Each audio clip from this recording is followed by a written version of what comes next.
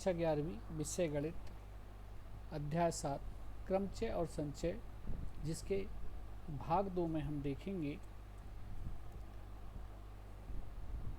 सबसे पहले क्रमगुणित संकेतन अर्थात फैक्टोरियल नोटेशन, दूसरा फैक्टोरियल जीरो का अर्थ, तीसरा फैक्टोरियल माइनस आर का अर्थ, चौथा 1/, फैक्टोरियल माइनस आर का अर्थ।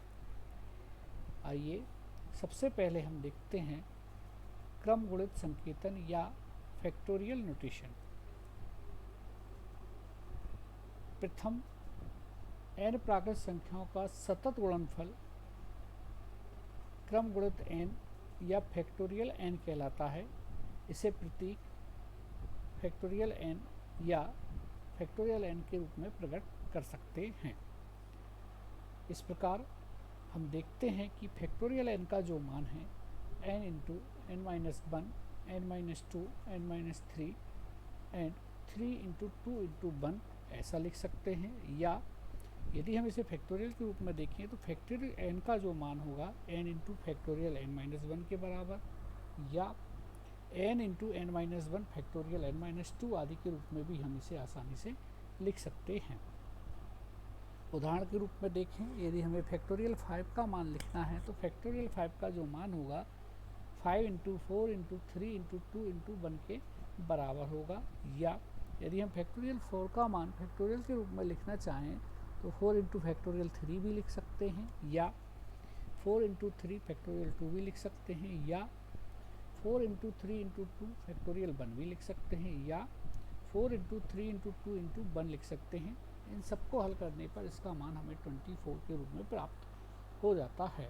इस प्रकार हम फैक्टोरियल का मान आसानी से हम ज्ञात कर सकते हैं। अब आते हैं फैक्टोरियल जीरो का मान क्या होगा। तो फैक्टोरियल जीरो का जो मान होता है वो 1 के इक्वल होता है। इसी प्रकार यदि फैक्टोरियल के अंदर कोई संख्या ऋणात्मक है अर्थात फैक्टोरियल माइनस आर है तो इसका मान जो होता है हम ज्ञात नहीं कर सकते, अर्थात यह अपरिभाषित है। यदि यह 1/- माइनस फैक्टोरियल आर के रूप में हो तो इसका जो मान होता है वो 0 के बराबर होता है। तो हम कह सकते हैं फैक्टोरियल जीरो का मान 1 होता है, फैक्टोरियल माइनस आर का मान इन्फिनिटी अपरिभाषित होता है, और फैक्टोरियल 1/- माइनस आर का मान जो होता है वो 0 के बराबर होता है। आइए इस फैक्टोरियल का उपयोग करके हम प्रश्नावली 7.2 इनके प्रश्न हल करेंगे, क्योंकि हम क्लास 1 से 10 तक फैक्टोरियल के मान नहीं निकाले हैं और ये शुरुआत है, तो हमें फैक्टोरियल के मान निकालना सीखना है ताकि हमें आगे के प्रश्न आसानी से हल कर सकें। प्रश्नावली 7.2 के पहले प्रश्न में 2 प्रश्न हैं जिसमें हमें फैक्टोरियल 8 और फैक्टोरियल 4 माइनस फैक्टोरियल 3 का मान ज्ञात करना है। हम जानते हैं कि फैक्टोरियल n का जो मान होता है n into n-1 into n-2, इस प्रकार 3 इंटू 2 इंटू 1 के बराबर होता है। तब हम कह सकते हैं फैक्टोरियल 8 का जो मान होगा 8 into 7 into 6 into 5 into 4 into 3 into 2 into 1। यदि हम इन सबका मल्टीप्लाई कर दें तो हमें जो प्राप्त होगा 40,320। इस प्रकार हम फैक्टोरियल 8 का मान आसानी से निकाल सकते हैं। ऐसे ही प्रश्न नंबर 2 जो है फैक्टोरियल 4 माइनस फैक्टोरियल 3 के रूप में है, जिसमें हम फैक्टोरियल का मान जानते हैं कि फैक्टोरियल n बराबर n into n-1, n-2, n-3, 3 2 1 के बराबर होता है। तब हम फैक्टोरियल 4 और फैक्टोरियल 3 के मान लिखें तो फैक्टोरियल 4 का जो मान होगा 4 इंटू 3 इंटू 2 इंटू 1 के बराबर, और फैक्टोरियल 3 का मान जो होगा 3 इंटू 2 इंटू 1 के बराबर होगा। यदि हम इनका गुणा करें तो हमें प्राप्त होगा 24 माइनस 6 इज इक्वल टू 80। इस प्रकार ये दोनों प्रश्न आसानी से हल कर सकते हैं। प्रश्न नंबर 2 ये कहता है क्या फैक्टोरियल 3 प्लस फैक्टोरियल 4 जो है क्या फैक्टोरियल 7 के बराबर है। तो हम देखते हैं इस प्रश्न के लेफ्ट हैंड साइड और राइट हैंड साइड का मान निकालेंगे। यदि यह बराबर आते हैं तो बराबर है, अन्यथा बराबर नहीं होंगे। तो लेफ्ट हैंड साइड में जो लिखा है फैक्टोरियल 3 प्लस फैक्टोरियल 4, फैक्टोरियल 3 का जो मान होगा वो 3 इंटू 2 इंटू 1 होगा, और फैक्टोरियल 4 का जो मान होगा 4 इंटू 3 इंटू 2 इंटू 1 होगा। तब इस आधार पर हमें जो प्राप्त होगा 6 प्लस 24 अर्थात 30। इसको हम इक्वेशन नंबर फर्स्ट डालते हैं। अब हम राइट हैंड साइड में जो लिखा है फैक्टोरियल 7, इसका हम मान निकालते हैं। तो हमें फैक्टोरियल 7 का जो मान होता है वो होता है 7 into 6 into 5 into 4 into 3 into 2 into 1। इस आधार पर इसका मान होगा 5040। हम देखते हैं इक्वेशन फर्स्ट और सेकंड से दोनों मान बराबर नहीं हैं, तब हम कह सकते हैं कि लेफ्ट हैंड साइड और राइट हैंड साइड बराबर नहीं, अर्थात फैक्टोरियल 3 प्लस फैक्टोरियल 4 और फैक्टोरियल 7 बराबर नहीं है। प्रश्न नंबर तीसरा, जिसमें ये लिखा है कि factorial 8 upon factorial 6 into factorial 2, इसके मान को हमें ज्ञात करना है।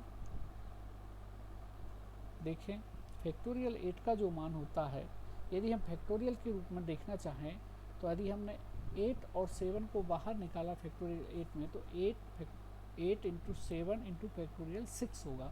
हम इसको 6 into 5 into 4 into 3 into 2 into 1 भी लिख सकते हैं, परंतु नीचे हमें फैक्टोरियल 6 लिखा है, इसलिए हम इसके 6 के जो मान है अर्थात 6 into 5 into 4 into 3 into 2 into 1 को हम फैक्टोरियल 6 ही लिखा रहने देते हैं। इसी प्रकार नीचे देखते हैं फैक्टोरियल 6 लिखा हुआ है और फैक्टोरियल 2 का मान 2 इंटू 1 होगा। तब हम फैक्टोरियल 6 से फैक्टोरियल 6 को क्रॉस कर देंगे, काट देंगे, तो हमें प्राप्त होगा 8 इंटू 7 अपान 2। यदि हम 2 से 8 को काट देंगे तो हमें प्राप्त होगा 4 इंटू 7 इज इक्वल टू 28। इस प्रकार ये प्रश्न नंबर भी तीसरा भी आसानी से हल किया जा सकता है। आइए प्रश्न नंबर 4 देखते हैं, जिसमें लिखा है 1 upon factorial 6 plus 1 upon factorial 7 is equal to x upon factorial 8। यदि ये दिया हुआ है तो हमें x का मान ज्ञात करना है। आइए हम लिखते हैं 1 upon factorial 6 plus 1 upon factorial 7 is equal to x upon factorial 8। यहाँ पर हम 1 अपान फैक्टोरियल 6 जो है वो जैसा का तैसा लिखा रहने देते हैं और 1 अपान फैक्टोरियल 7 में से 7 फैक्टोरियल से बाहर किया तो हमारे पास बचेगा 1 अपान 7 इंटू फैक्टोरियल 6। यहाँ पर हमने एलसीएम या कॉमन लिया तो 1 अपान फैक्टोरियल 6 कॉमन आ गया, तो हमारे पास बचा 1 प्लस 1 अपान 7। जहाँ पर इसको हमने एलसीएम लेके हल किया तो 7 प्लस 1 अपान 7, इसे हल करने पर हमें प्राप्त होगा 8 अपान 6 इंटू 7। 6 इंटू 7 फैक्टोरियल 6 इंटू 7, जिसे हम फैक्टोरियल 7 के रूप में लिख सकते हैं, अर्थात हमारी जो वैल्यू होगी 8 upon factorial 7 is equal to x upon factorial 8। यहाँ पर फैक्टोरियल 8 में से यदि हम केवल 8 को बाहर निकालें तो हमारे पास फैक्टोरियल 7 बचेगा। जहाँ हम फैक्टोरियल 7 से फैक्टोरियल 7 को यदि हम कैंसिल कर देते हैं, काट देते हैं, तो हमारे पास बचेगा x इज इक्वल टू 64। इस प्रकार प्रश्न नंबर 4 में x का जो मान होगा वो हमें 64 के रूप में प्राप्त होगा। प्रश्न नंबर 5 देखते हैं, जिसमें लिखा है फैक्टोरियल n अपान फैक्टोरियल n माइनस r का मान हमें ज्ञात करना है जब n की जो वैल्यू है 6 है और r की वैल्यू 2 है। दूसरे प्रश्न में n की वैल्यू 9 के बराबर है और r की वैल्यू 5 के बराबर है। आइए हम सबसे पहले n इज इक्वल टू 6 और r इज इक्वल टू 2 के रूप में फैक्टोरियल n अपान फैक्टोरियल n माइनस r की वैल्यू निकालने का प्रयास करते हैं। तो हमने n की वैल्यू यहाँ 6 रखी और r की वैल्यू 2 रखी, तो हमें प्राप्त हुआ फैक्टोरियल 6 अपान 6 माइनस 2 फैक्टोरियल में। तो हम प्राप्त करते हैं फैक्टोरियल 6 अपान फैक्टोरियल 4। इसमें से यदि हम फैक्टोरियल 6 में से 6 और 5 को बाहर निकालें तो फैक्टोरियल 4 इंटू में बचेगा और नीचे फैक्टोरियल 4 लिखा है। 4 से 4 को क्रॉस कर देंगे तो 6 इंटू 5 इज इक्वल टू 30। इस प्रकार हम यदि n की वैल्यू 6 और r की वैल्यू 2 है तो फैक्टोरियल n अपान फैक्टोरियल n माइनस r की वैल्यू आसानी से ज्ञात कर सकते हैं।